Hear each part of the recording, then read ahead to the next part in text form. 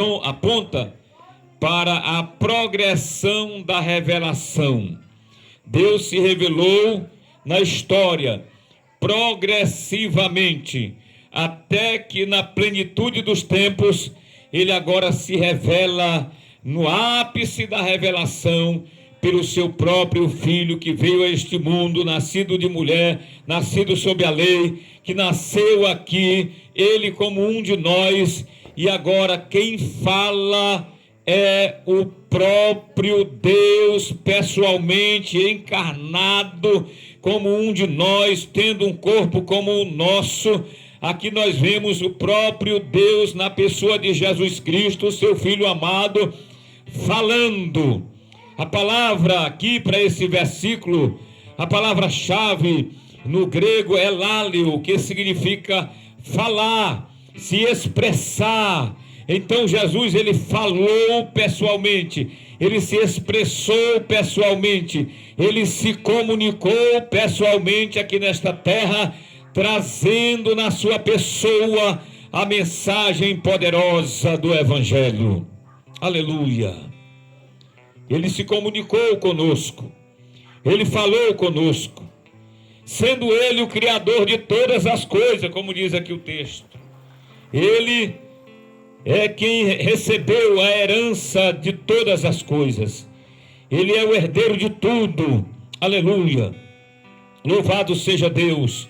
O versículo 3 nos diz e que ele é o resplendor da glória de Deus e a expressa imagem da sua pessoa.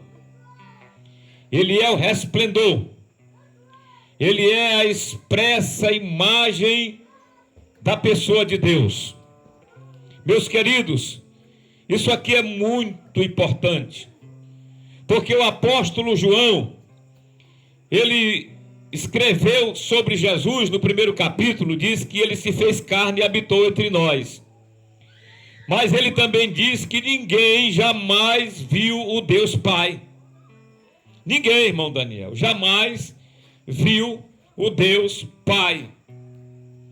Até porque ele é cheio de glória e ele se revela, ele decide se revelar através do seu Filho amado Jesus, que se esvaziou. Então João diz: ninguém jamais viu o Deus Pai, mas o Filho unigênito, que agora, disse João, já venceu a batalha e está no céu, no seio do Pai, ao lado do Pai, ele é quem o revelou. Então deixa eu lhe falar uma coisa aqui. Você quer saber quem é Deus? Você quer conhecer quem é Deus? Você quer conhecer a personalidade do Criador? O texto está dizendo aqui no versículo 2, ele é a imagem expressa, a imagem exata. Sabe o que esta palavra aqui no termo original? É caráter, que significa uma impressão. É como se fosse uma xerox, como a gente falava antigamente, uma cópia fiel, uma cópia perfeita.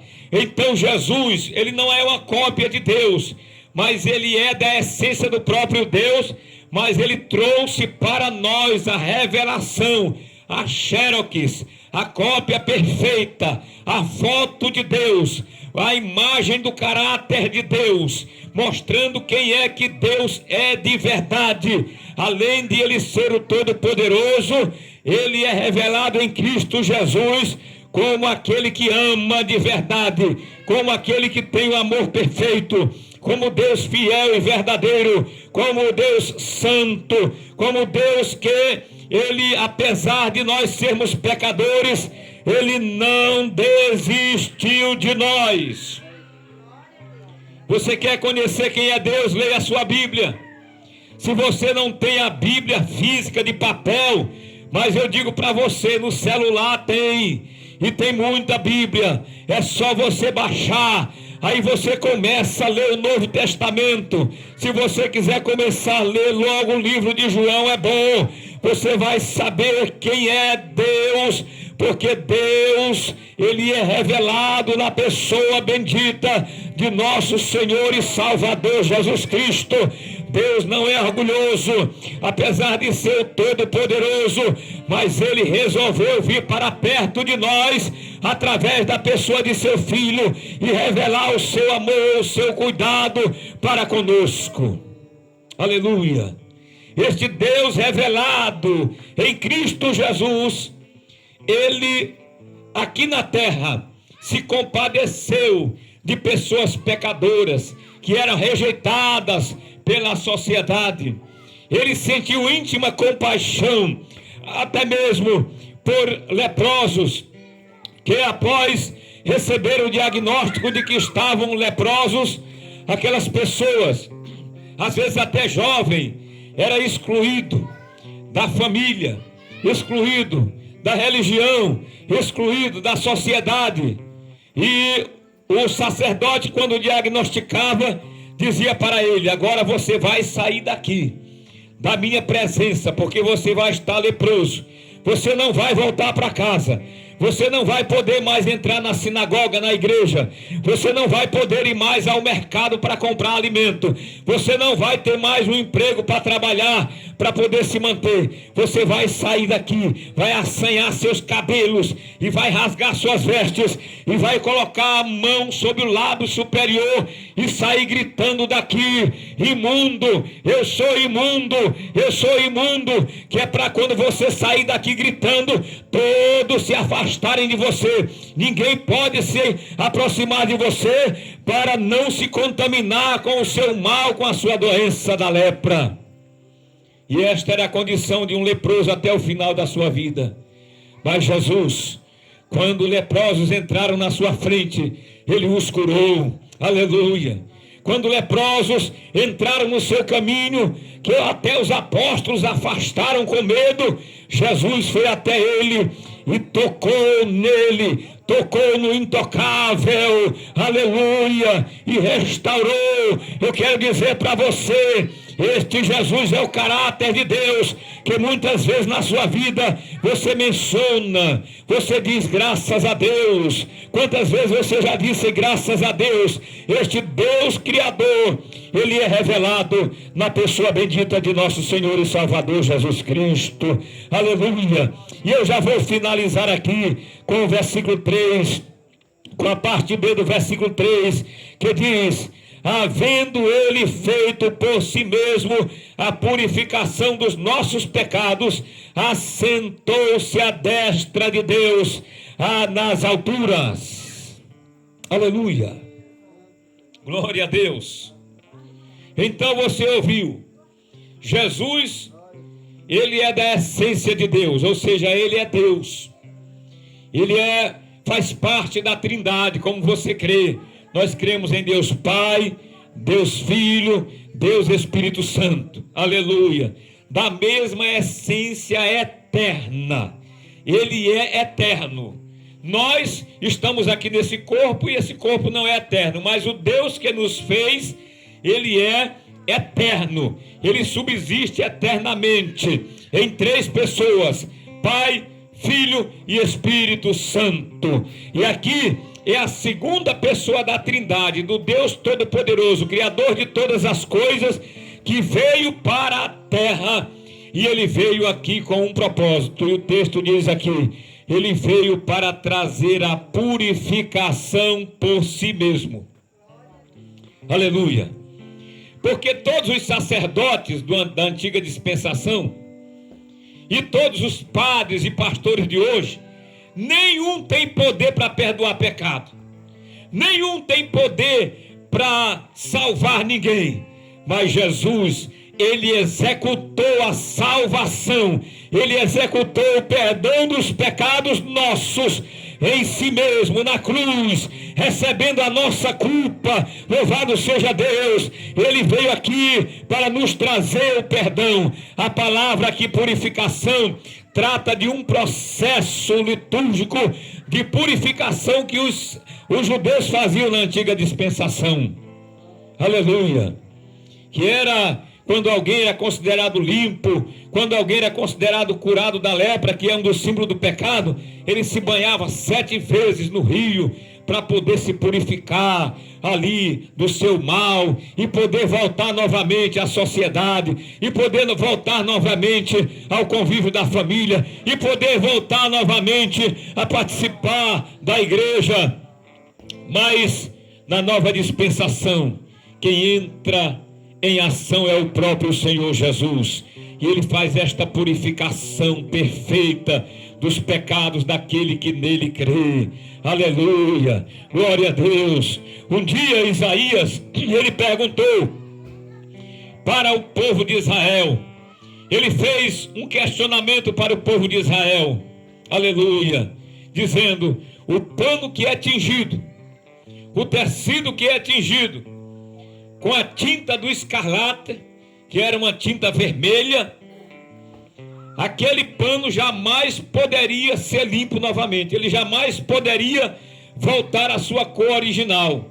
Não era mais possível torná-lo branco, ele estava tingido, permeado com o escarlate, com o vermelho, que segundo o profeta Isaías representava ali a contaminação do pecado, e que ninguém tinha poder, e que ninguém tem poder para se livrar do pecado. Não adianta ter justiça própria, não adianta ter santificação própria, aleluia, não adianta a própria justiça do homem, porque ninguém pode ser salvo por si mesmo, a não ser por Jesus. Sabe o que é que Isaías estava dizendo? O que é impossível para o homem é possível para Deus.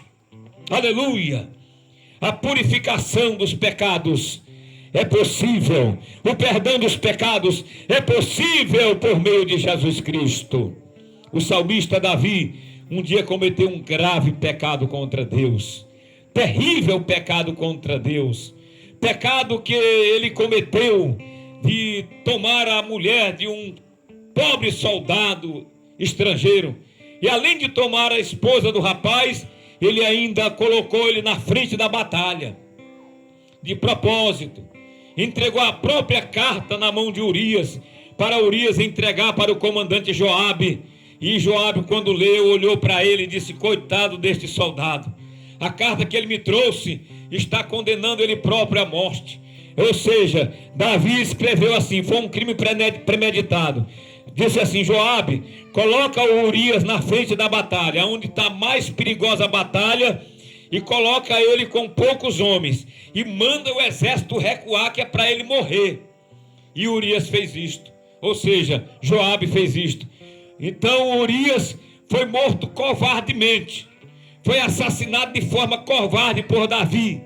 E Davi, quando ele caiu em si do seu tamanho pecado que havia cometido, ele agora entende que merece a morte, que ele merecia morrer também.